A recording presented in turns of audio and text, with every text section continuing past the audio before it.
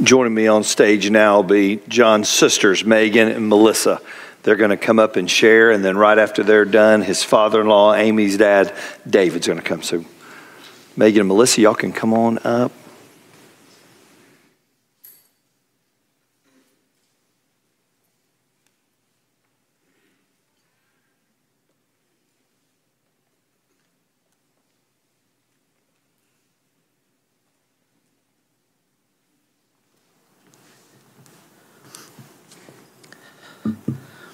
Forgive me if I don't look up at y'all. This is a lot. My name is Megan, or as many know me by, John's baby sister. Although I'm not a baby anymore, I was always his baby. And there wasn't a time he didn't call me and start off the call by saying, "Hey, baby." And those words and that voice, I want to hear right now, but I can't. And I never will. And I'm completely shattered inside at the thought of that being reality. But even long before John joined the Cobb County Sheriff's Department, and way before his time in the Army, he was and is and always will be my hero. But who am I kidding right now? If I stood here and made you all cry with me, this entire time, it just wouldn't be the way to honor him. And if you knew him, you would know that's not him. So let's laugh a bit. I had a pool party one year for my birthday when I was a child, and I was drinking from a Coca-Cola can, and a fly flew into my soda. As a 7-year-old, you can understand how that ruined my birthday, right? But my brother wasn't having it. He took that can from my hand in front of all of my friends, and he drank the whole thing, fly included, as he passed me a new cold one. Needless to say, it was definitely talked about at school the next day. My hero. Speaking of heroes, I've had the honor to speak with some of John's military brothers and sisters these last couple of days. They all shared memories with me, like how he was the best guy to have around when things got bad. And that my brother was the reason that they're all alive today. But then some of the memories, I wish I would have closed my eyes when reading, like where he decided to take a number 2 in the sand, or where he stuck where, and what did he use to clean his armpits? My hero. He was the Bart to my Lisa. And speaking of The Simpsons, that was an every Friday night thing in our home growing up. How do you think he became such a goofball? Wait, that's because he's my mother's son. Contrary to what you might think, John didn't grow up here in Cobb County. Don't let that accent of his fool you. He was a full-blown Miami 305 Florida native. He loved his Florida Gators, sorry Bulldogs fans, his Cuban food, his pastelitos from Vicky Bakery, and his mama. And if you're sitting there wondering, what in the world is a pastelito? It's a warm, sweet pastry with guava and cream cheese inside. And now the next time that you visit South Florida, I want you to have one in his honor. And then you're gonna find me on Facebook and tell me how mad you are that he never told you about it sooner. The last time my husband and I visited here for John and Amy's wedding, my husband and I happened to be living in Texas at the time, and we couldn't find an authentic Cuban bakery. So we asked my brother, hey, where can we find a good bakery that might have some pastelitos? He gets all excited Oh, there's a bakery on Cobb Parkway after you pass the Big Chicken. Did you just say Big Chicken? Screw the pastelitos. Why is there a Big Chicken? And why are you using it as a landmark? Needless to say, when we arrived at the bakery after passing the Big Chicken on our right, it was no Cuban bakery. It was a beautiful cake shop with no pastelitos in sight, but it was a laugh so good that made me realize maybe he is more of a Georgia boy after all. My hero. But in reality, that's just him. That's his personality. That's his humor. That's my John. His smile was bright.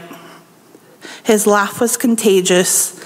And his jokes were almost 90% of the time inappropriate. But I promise you, if you're having a bad day, that was the man to speak to. And I will always remember him like that, as I'm sure many of you here will too. To Amy, thank you for loving my brother and embracing him. He was a better man because of you. In many ways, you were the light that he needed in his life. And my family and I appreciate you more than words, and we love you. To the men and women in blue here today, and for all involved in responding to that gut-wrenching call. To all that showed up at the hospital, to Lieutenant Robinson, for your love, kindness during this time. And to the entire Cobb County Sheriff's Department, your grief and your pain matter too. And it's just as important as ours. And I just want to say thank you for all your love and daily sacrifice. My family loves each and every one of you. To John, my big brother, I know you're eating this up. I know you love this attention, maybe not so much, but at the same time, you're telling me, wrap it up. I love you. And I'll take the watch from here for our family. But one more thing.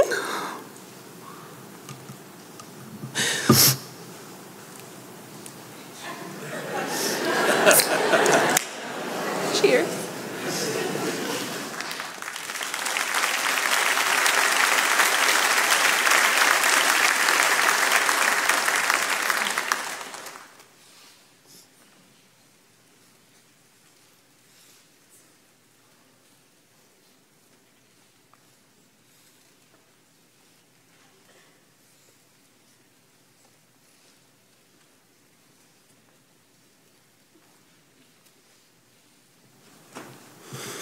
Hello, I'm Melissa, the older of the two sisters.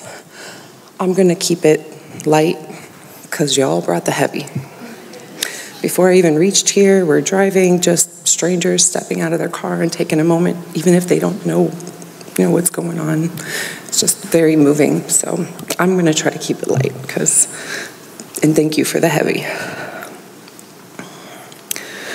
So, I'm all about the stories. I love any of the stories that you want to share. That just means so much to me. I know a lot of you were saying how he seemed very quiet about his family, or that's just because he was protective. But a childhood with John is just about the same as you meeting him now. So that goofiness, that's what I grew up with. You were quoting Simpsons, you were giving them credit. I give credit to Adam Sandler too. If you want to get a little closer to John, watch an Adam Sandler movie, like that's a good reference right there.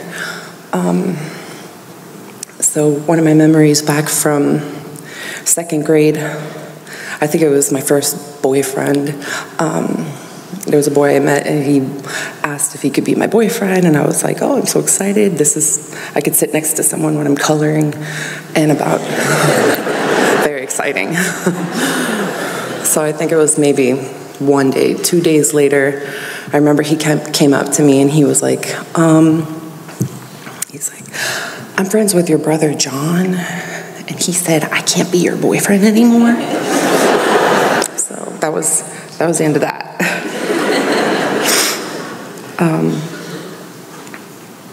Another one, I remember whenever there was a special occasion and my parents would go out to dinner, it's like as soon as they pull out of the driveway, we'd tear all the cushions off the couch and make like a big pile in the corner of the living room, and we see how far we can launch each other and like aim for the cushions, hopefully make it on the cushions.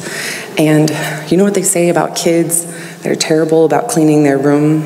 It's all lies, because my brother taught us how to immaculate the entire living room in about 15 seconds after my parents' car returned back to the driveway. Like everything was back the way we originally found it. Another childhood secret. Sorry, Mom. I know some of you are younger. Maybe you don't know what those, maybe in the dining room, those big fancy cases that hold the fancy wine glasses and the plates, the curio cabinet, that's what they're called, if you don't know. I know they're going out of style, but I used to go in there and maybe grab a wine glass and play around with that. One time I broke one. Sorry, Mom. And I was kind of freaking out. I felt really bad. And John's like, I got you. And he goes over to the living room, and we had like one of those, we're from South Florida, we don't need a fireplace. So we had one of those fake fireplaces. And he's like, come here. He's like, look, it's really just a box. And if you look underneath, and you can reach your hand in there, there's like a little triangle, and you can just throw stuff and it will be gone. Wiped away.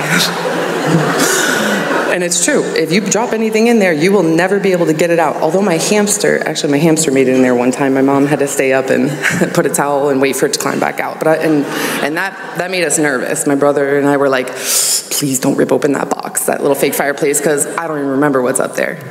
And after a couple years, I remember the point when my brother came to me and he's like, yeah, Melissa, whatever you do, don't use the left side anymore because it's kind of full. If you put your hand like this, so let's use this side now. So we always joke around, after we left that house, whoever moves in, someday they're gonna like redecorate, and there's gonna be a bunch of stories when they tear that down, like, what is this? My last little story, again, sorry, Mom. I remember one time we were looking at the carpet, and I was like, it was brown carpet we had in the living room, thank goodness.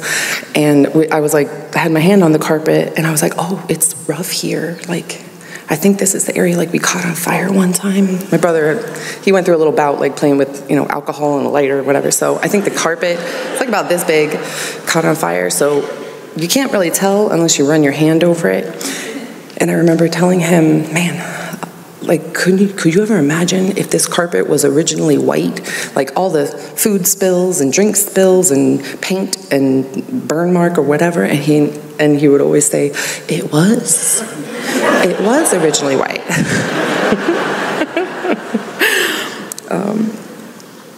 All right, so I can't handle the heavy like some of y'all, but just one important point that my mom wanted to make to everyone. And a lot of you already know without saying that to meet John, he never met a stranger. So like within a couple minutes of meeting him, like you already feel like you're just catching up with an old friend. That's how comfortable he'd make you, with a laugh or just his big heart. So, and also I just want to thank Amy. I know you probably know this, but I know there was a time when he didn't think everything would come together so nicely that he would, build such a beautiful relationship with someone and make that connection and maybe actually even get married. And that says a lot to you. Thank you for bringing so much light and happiness to my brother, like you really did. You mean a lot to our family, and I already told you that there's no expiration on your connection with my family. Okay.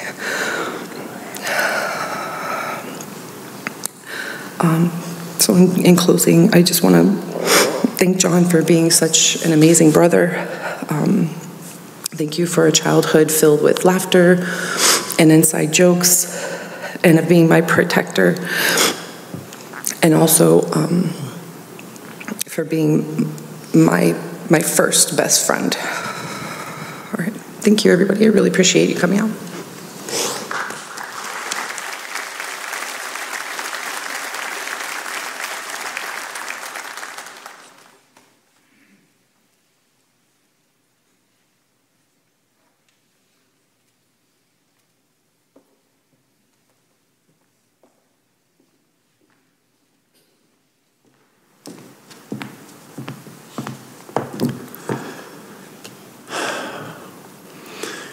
Funny, one of the church staff asked me about 30 minutes ago, did you practice? I thought, no.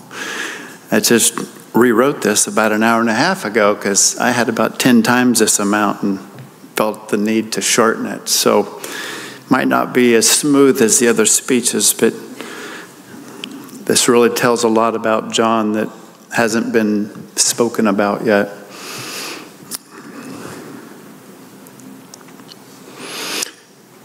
Amy and John were driving down the road and saw a lady that needed help, just had a flat tire. Pulled over. Flat tire was beyond repair. John stuck the family in the car, went to Walmart, did what he needed to do, went back, put it on, and left. And I'm sure probably refused payment. I didn't find out about that part, but that's just a little bit about John. This is the part that maybe a lot of you don't know. Every day that my daughter, let me say it this way.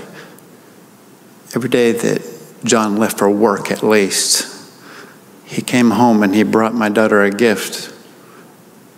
Every day. It didn't matter if it was Diet Coke or a stapler. And she needed that stapler every day. That says a lot to me about how much he loved Amy.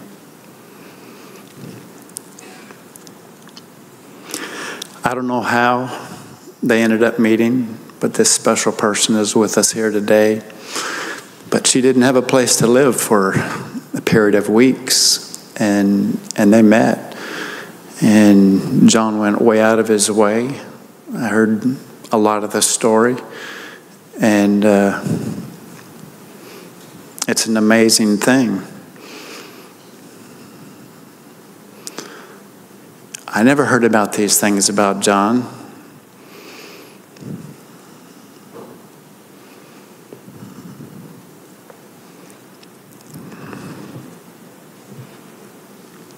He not only helped them get back on their feet, but that's still continuing today. And if he was still here, it would continue on for a long time. John has a wonderful, compassionate heart for anybody and everybody. When I met the team 3 or 4 days ago, I was blown away, overwhelmed by the camaraderie that I saw. True family, commitment, caring, love. They knew each other's idiosyncrasies. I was touched. And then I asked the team later, was there something similar about John, about these secret caring type things about him? And I'm going to quote this.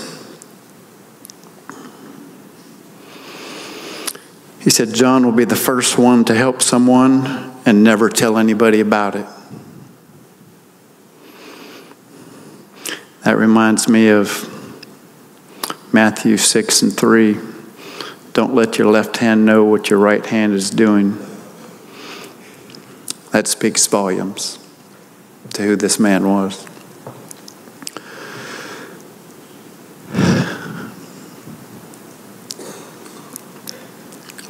My daughter is wearing blue today because of a wonderful lady that I met recently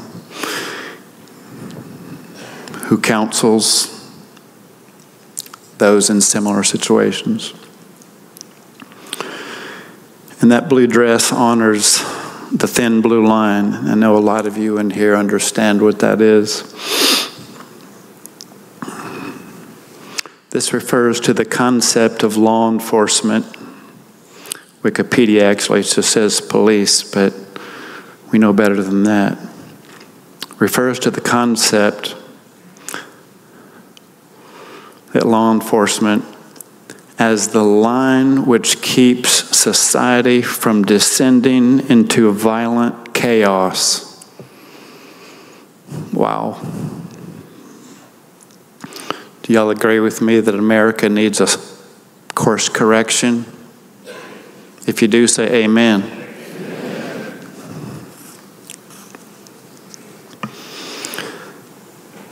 I have some answers. I know a lot of you have some answers. It's already in your mind.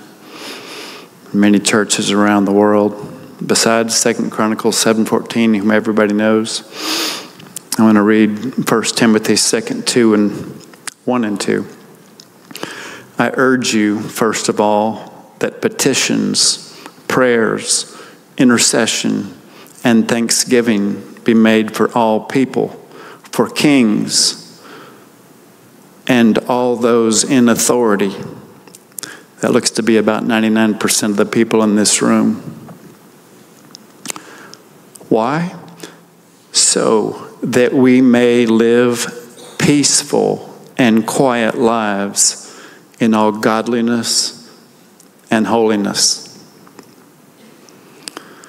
Thank you to every single one of you gentlemen here that serve, and the many online that are watching, the first responders, the military. God bless you.